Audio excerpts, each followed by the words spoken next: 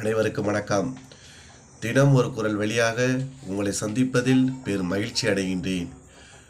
எந்த ஒரு பயனையும் கருதாமல் செய்யப்படக்கூடிய அந்த உதவி கடலை விட மிகப்பெரியது தான்.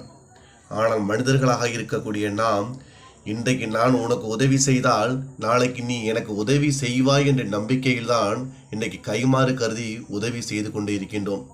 எந்த ஒரு பலனையும் கருதாமல் கைமாறு கருதாமல் செய்யப்படக்கூடிய உதவிதான் சிறந்த உதவியாகும்.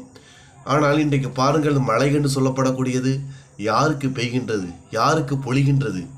வேண்டியவன் வேண்டாதவன், இன்னார் இனியார் என்று பாராமல் எல்லோரையும் வாழ வைத்து கொண்டிருக்கின்றன அந்த மழை. அந்த மழையை போலதான் நாமும் மற்றவருக்கு உதவி செய்ய வேண்டும்.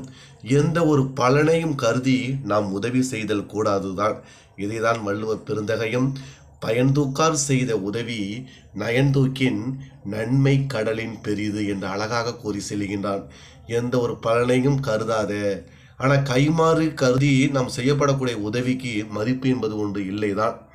ஆனால் இந்த உலகம் பிற பலனை நம்பி இன்றைக்கு உதவி செய்யப்படக்கூடிய உதவி நாளைக்கு நமக்கு வரும் என்று எதிர்பார்ப்புடன் தான் இன்றைக்கி உதவி செய்து கொண்டு இருக்கின்றோம். எந்த ஒரு எதிர்பார்ப்பும் இல்லாமல் அந்த மழையை போன்று நாம் உதவி செய்ய வேண்டும்.